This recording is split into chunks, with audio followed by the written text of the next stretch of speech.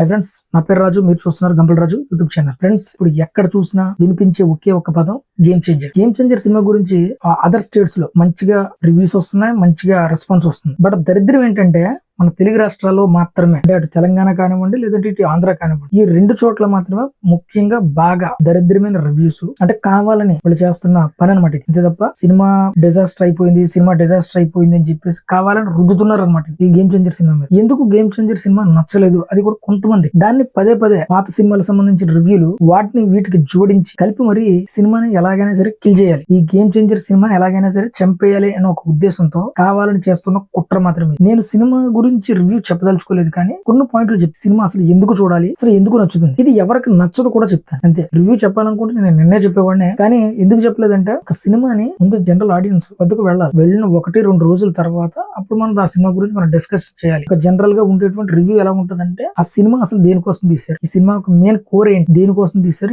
ఏంటి, ఎలా ఉంది అని చెప్పాలి. అంతే రివ్యూస్ వరకే. ఈ సినిమా ఇలా ఉంటే బాగుంటుంది, ఈ సినిమా అలా తీస్తే బాగుంటుంది అని చెప్పడానికి మనం ఎవరు? మనం సినిమా తీసి మాట్లాడాలి. పవన్ కళ్యాణ్ గారు చెప్పినట్టు మనకే సినిమాలు తీయడం రాదు. ఒక ఇంటర్వ్యూలో ఒక డైరెక్టర్ చూస్తాను, ఎవరో పేరు గీతా కృష్ణ ఎవడో గారు. అతను తీసిన సినిమాలు ఒక 10-15 సినిమాలు ఎన్నో తీశారంట.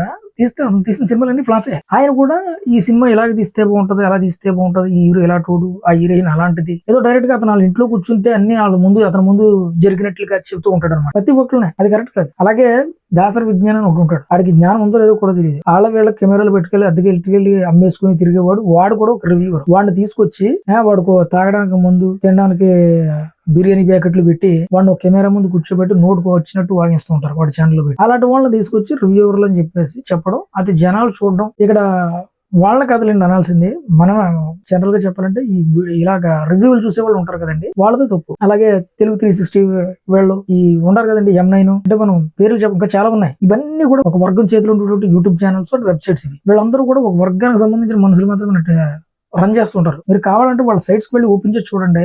మగధీర సినిమాకి వాళ్ళు ఇచ్చిన రేటింగ్స్, అలాగే రంగస్థలం సినిమాకి వాళ్ళు ఇచ్చిన రేటింగ్. ఎవరో కూడా అంత మంచి గొప్ప సినిమాలు తీసినా సరే, రామ్ చరణ్ గారు అంత గొప్పగా యాక్ట్ చేసినా సరే, ఈవెన్ రంగస్థలం సినిమాకి కూడా వాళ్ళు ఇచ్చిన రేటింగ్స్ ఒకసారి చూడండి. కుదిరితే నేను డిస్ప్లే చేస్తాను. అంత దరిద్రంగా ఇస్తారు అన్నమాట వాళ్ళు రివ్యూస్. రీసెంట్ గా వచ్చిన దేవరా సినిమా ఉంది. అది ఎన్టీఆర్ ఫ్యాన్స్ ఫస్ట్ లో మంచి సినిమా అని చెప్పి ప్రొజెక్ట్ చేశారు, కానీ అది ఓటీటీలో రిలీజ్ అయిన తర్వాత వాళ్ళు ఒక నిజమైన రివ్యూ చెప్పారు బయట. ఈ దేవరా సినిమాని అసలు ఎందుకు ఒప్పుకున్నాడు ఎన్టీఆర్, ఇలాంటి కథలు ఎందుకు ఒప్పుకుంటున్నాడు, అసలు మంచి సినిమాలు అసలు ఒప్పుకోవట్లేదు, ఎన్టీఆర్ అసలు స్క్రిప్ట్ కలెక్షన్ రావట్లేదా, ఈ దండం పెడతాంటారు బాబు, దేవరా పార్ట్ 2 అసలు తీయొద్దు అని చెప్పేసి వాళ్లే బాధపడ్డారు ఫ్యాన్స్. అలాంటి సినిమాకి వీళ్ళు ఇప్పుడు నేను చెప్పిన వెబ్సైట్స్ అధికారులు ఎవరైతే ఉన్నారో సూపర్ హిట్, డూపర్ హిట్ అని చెప్పేసి రివ్యూలు ఇచ్చేసారు. మరి ఇంత గొప్ప సినిమాకి ఇచ్చింది ఏంటి తెలుసా? డీసెంట్ ఫిల్మ్ అని రాశారు. అంటే ఓ విధంగా సినిమా బాగుంది, మళ్ళీ బాగాలేదని రాయలేదు, కానీ పర్వాలేదు. అంటే వీళ్ళకి పర్వాలేదంటే మనకి ఎంత బాగుండాలి. అలాంటిది మన వాళ్ళు ఈ సినిమాని వాళ్ళు ఇచ్చిన రివ్యూస్ ఏవైతే ఉన్నాయో అవి పట్టుకుని అవి చదివేసి ఓకే ఇది ఎలా ఉందా, అంటే కామెడీ లేదా, సెకండ్ హాఫ్ కామెడీ ఎందుకు ఉంటుంది? 2 గంటల 45 నిమిషాల సినిమాలో కామెడీ ఎందుకు ఉంటుంది అసలు? అదేం కామెడీ సినిమానా? ఫస్ట్ హాఫ్ లో ఉంది కదా ఆల్రెడీ. ఫస్ట్ నుంచి కూడా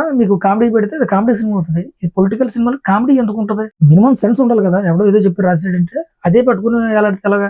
ఇందులో ఇంకొకటి అంటాడు, ఈ సినిమాలో అసలు శంకర్ ని కొంచెం మిస్ అయ్యాము అనుకున్నంతలో లేదు ఒకడు. ఇంకొకటి అసలు బాగాలేదు అంటాడు. ఇంకొకటి ఏం బాగాలేదు, అదేమన్నా స్మగ్లింగ్ సినిమా ఏంటి, కందపు చెక్కలు కొట్టుకునే సినిమా, ఫోన్ లేకపోతే వాళ్ళని వెళ్ళడం మర్డర్లు చేసే సినిమా, లేదంటే దొంగతనం ఎలా చేయాలో, దోపిడీ ఏ విధంగా చేయాలో, మర్డర్లు ఎలా చేయాలో వివరించే సినిమా అదేమన్నా. రీసెంట్ గా ఒక సినిమా వచ్చిందంటే మార్కు ఏదో, కానీ ఆ సినిమా మినిమం ఒక ఫ్యామిలీతో కానీ ఎవరు చూడలేరు. అది జనరల్ గా నేనే ఆ సినిమా చూడాలంటే నాకే చాలా జుగుస్తకరంగా అనిపించింది. ఇందులో మర్డర్స్ కానీ నేనే చూడలేకపోయిన సినిమా. అలాంటి సినిమా బాగుంది, రోజుకు ₹1 కోటి, ₹2 కోట్ల కలెక్ట్ చేస్తుందని చెప్పేసి వీళ్ళు రాయడం రివ్యూ. అవి నచ్చుతాయి. వాళ్ళు IAS అధికారుల మీద వచ్చిపోయడం, IPS అధికారులను ఎదిరించడం, ఇలాంటివి నచ్చుతాయి. మాట్లాడితే ఎలివేషన్, సీన్ కో బ్యాక్గ్రౌండ్ మ్యూజిక్ వేసేసి మాకు అంచమాలు KGF ఎన్ని KGF చూస్తారు మీరు? KGF ఆల్రెడీ తీశారు కదా, మళ్ళీ KGF తీస్తే మళ్ళీ మీరు చూడగలరా? ఆల్రెడీ KGF ఆనుకునే సాలార్ సినిమా వచ్చింది. దాన్ని ఏం చేశారు మీరు? వచ్చిన రోజే అస్సలు బాగలేదు, వరస్ట్ అని చెప్పేసి. అయితే ప్రభాస్ స్టార్డం వల్ల మంచి హిట్ గా నిలిచింది, కానీ అదే సినిమా వేరే ఎవరైనా తీసుకుంటే ఇవ్వాలి ఏమంటారు? సేమ్ KGF దింపేశారు అంటారు. అంటే మీకు ఎలా ఉండాలంటే మసిబొగ్గులు వాంకుని అలా ఉంటేనే మీకు నచ్చితే సినిమాలు. జనాలకి ఏదైనా మంచి చేద్దాం, నలుగురికి మంచి చెప్దాం, సమాజానికి ఒక మంచి మెసేజ్ ఇద్దాం. అంటే మెసేజ్ ఇస్తే మారిపోయే రకాలు కాదు కదా మనం. మన కంచమాలు ఏంటంటే ఆ కొట్టుకోడు, అమ్మాయిలకు ముద్దు పెట్టుకోడు, ఇటువంటి సినిమాలు అంటే బాగా నచ్చుతాయి. మరి అది తెలియదు కదా శంకర్ గారికి. ఆయన సినిమాలు అన్నీ అలాగ ఉంటాయి. కనీసం ఒక మెసేజ్ అనే ఇవ్వాలి. అందులో కమర్షియల్ ఎలిమెంట్స్ జోడించి మంచిగా తీస్తారు ఆయన సినిమా. ఈవెన్ భారతీయ 2 చాలా మంది ఫ్లాప్ అంటారు, కానీ అది కూడా చాలా మంచి సినిమాయే. అది కూడా ఒక రకంగా మరీ దరిద్రం సినిమా అయితే కాదు, విధంగా పర్వాలేదు. కాకపోతే ఏంటంటే ఇంట్లోనే సొంత మనుషులే ఎలాగ ఉంటారు అనేసరికి యాక్సెప్ట్ చేయలేకపోయారు. ఇప్పుడు ప్రీవియస్ గా ఒక 14 సంవత్సరాలు వెనక్కి వెళ్తే ఆర్యన్ సినిమా 10 సంవత్సరాలు ముందు రావడం వల్ల అప్పట్లో ఆ సినిమా రిజెక్ట్ చేశారు. ఇప్పుడు అదే సినిమా కల్ట్ బొమ్మ అని చెప్పేసి అంటున్నారు. అలా ఏంటంటే శంకర్ గారు ఏంటంటే ఉన్నది ఉన్నట్టు చూపిస్తారు కదా, అందువల్ల సినిమా నచ్చలేదు అప్పుడు పార్థివ్ 2. ఇప్పుడు సేమ్ గేమ్ చేంజర్ కూడా అదే విధంగా చేద్దాం. ఎందుకంటే చరణ్ హిట్ రాకూడదు. చరణ్ హిట్ వచ్చిందంటే మామూలుగా ఉండదు కదా. ఉంది చరణ్ ఈ రోజు కొత్తగా ఫేస్ చేస్తున్న నెగిటివిటీ కాదు. ఆయన ఇండస్ట్రీకి రాకముందే ఎంట్రీ దగ్గర నుంచి చిరుత సినిమా దగ్గర నుంచి ఈ నెగిటివిటీని ఆయన ఫేస్ చేస్తున్నారు. ఆయన చిరంజీవి గారు లాగే ఇలా కొత్త ఏం కదా మెగా ఫ్యామిలీ ఇప్పుడు ఉన్నదే కదా. అయితే అప్పుడు తట్టుకున్నాడు, ఇప్పుడు తట్టుకున్నాడు చరణ్. ఎందుకంటే నార్మల్ గా చరణ్ కి జస్ట్ యావరేజ్ టాక్ వస్తేనే దాన్ని హిట్ లో పెడతాడు. అలాంటిది హిట్ టాక్ వచ్చితే ఇండస్ట్రీ అయిపోతుంది కదా. మళ్ళీ మరి వీళ్ళు తట్టుకోలేరు. ఆల్రెడీ ఇప్పుడున్న తరం హీరోల్లో దగ్గర 3 ఇండస్ట్రీలు ఉన్న ఏకైక హీరో ఎవరంటే మన రామ్ చరణ్. ఇప్పుడు భూమి పుట్టక ముందు వచ్చిన వాళ్ళు హీరోలు కూడా ఇప్పుడు ఒక ఇండస్ట్రీ కొట్టాలంటే ముక్కుతో మూలుగుతో కొడుతున్నారు. ఏదో మన లాటరీతో ఏదో ఒకడు కలెక్షన్ కొట్టాడని చెప్పేసి వాడు అది కాదు ఇది కాదు అని చెప్పి అంటున్నారు. ఇప్పుడు కొట్టమని చూద్దాం రేపు వచ్చిన సినిమాతో. ఈక్వల్ సినిమాలతో అందరూ కూడా వేస్తారు. అది కాదు స్టాండ్ అలోన్ ఫిల్మ్ తో కొట్టమని చూద్దాం. రీసెంట్ గా సినిమాల్లో బెనిఫిట్స్ ఎవరైనా ఫుల్ గా అయ్యండి వసూల్స్ ఒక రామ్ చరణ్ సినిమా వీళ్ళు ముక్కు మూలిగి దగ్గర 10 రోజులు 15 రోజులు పట్టిన కలెక్షన్స్ చెప్పాలంటే life time collections just advance bookings లో లేపేసాడు మన రామ్ చరణ్. ఆ మంట మామూలుగా ఉండదు కదా.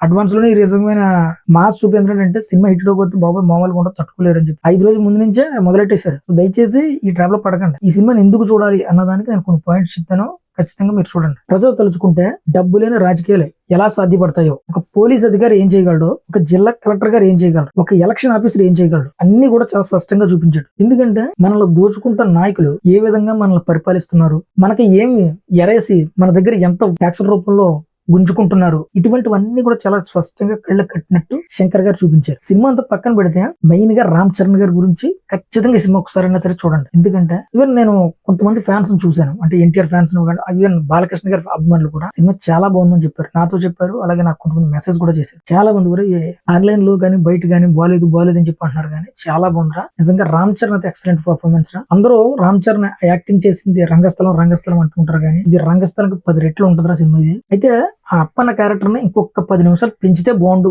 అన్నమాట అన్నారు తప్ప బాగోలేదని ఎవరో చెప్పలేదు. ఎవరో ఒకళ్ళిద్దరు తప్ప మినహాయిస్తే ఎక్కువ మంది నాకు సినిమా చాలా బాగుందిరా, రామ్ చరణ్ గురించి చూడాలరా, 1 మ్యాన్ షో అని చెప్పేసి నాతో చాలా మంది చెప్పారు. కొంతమంది అయితే అన్న సినిమా రిలీజ్ అయింది ఏదైనా రివ్యూ పెట్టవచ్చు కదా, నువ్వు చాలా మంది నెగిటివ్ గా చేస్తున్నారు సినిమా మీద, ఏదైనా మంచి రివ్యూ ఇవ్వా అని చెప్పి కొంతమంది నాకు మెసేజ్లు పెట్టారు. నేను ఒకటే చెప్పాను, మంచి సినిమాని ఎవడో కూడా ఇది చేస్తే ఆగదరా.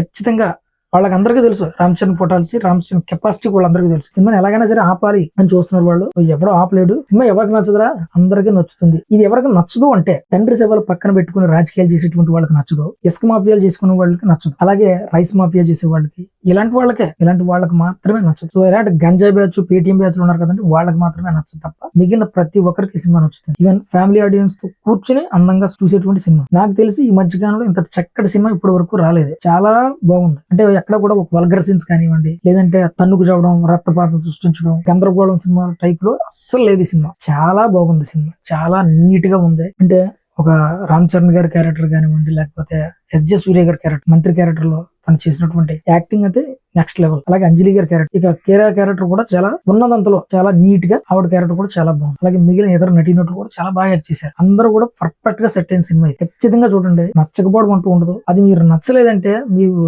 చరణ్ మీద మీరు అక్కస్తో చూసారని అర్థం. ఇంకొకటి ఏంటంటే మన దరిద్రం ఏంటంటే మనకి ఇక్కడ తెలుగు రాష్ట్రాల్లో గేమ్ చేంజర్ ని ఫ్లాప్ చేయడానికి డిజాస్టర్ గేమ్ చేంజర్ అంటూ ట్రెండింగ్ గా చేస్తుంటే నార్త్ సైడ్ అంటే హిందీ సైడ్ వాళ్ళు ఏం చేస్తున్నారో తెలుసా, win game changer win game changer blockbuster అంటూ అక్కడ వాళ్ళు ట్రెండ్ చేస్తున్నారు. అంటే రామ్ చరణ్ గారిని నార్త్ ఆడియన్స్ ఎంతగా ఓన్ చేసుకున్నారో ఆలోచించండి. రామ్ చరణ్ గారిని వాళ్ళు టాలీవుడ్ హీరోలు చూడరు, వాళ్ళు సొంత మనుషులు చూసుకుంటారు అన్నమాట. అప్పన్న క్యారెక్టర్ లో ఆయన చేసినటువంటి యాక్టింగ్ అయితే నాకు తెలిసి చిరంజీవి గారు ఆపద్బంధువుల సినిమాలో చేశారు, అదే గుర్తొచ్చిందండి. చాలా మంది మైమరిచిపోయారు అసలు రామ్ చరణ్ అయినా. అప్పుడు రంగస్థలం సినిమా చూసేటప్పుడు రామ్ చరణ్ కనిపించలేదు ఎవరికి, చిట్టుబాబే కనిపించాడు. ఇప్పుడు ఈ గేమ్ చేంజర్ సినిమాలో అప్పన్నే కనిపిస్తాడు. ఒకసారి ఖచ్చితంగా అప్పన్న గురించి చూడండి. నేనే చెప్తున్నాను, థియేటర్ లో సినిమా చూసి ఒక 2 సార్లు ఏడ్చానండి నేనే. అంత బాగుంది. ప్రతి ఒక్కరు కూడా కంటతడి పెడతారు రామ్ చరణ్ గారి క్యారెక్టర్. అంత ఇన్నోసెంట్ గా యాక్ట్ చేశాడు. ఇప్పుడున్న హీరోల్లో గొప్ప పర్ఫార్మెన్స్ ఇచ్చే యాక్టర్ చాలా అరుదండి. ఎందుకంటే ఇప్పుడున్న హీరోలు అందరూ కూడా ఎక్కువ ఎలివేషన్ సీన్స్ కి వీటికి, ఎందుకంటే మనం చూడడం కూడా అలాంటి సినిమాలు చూస్తున్నాం కదండి. అందువల్ల ఏంటంటే వాళ్ళు కూడా అలాంటి సినిమాలు చేయడానికి కష్టపడుతున్నారు. మట్టి సినిమాలు తీయడం కానివ్వండి, లేదంటే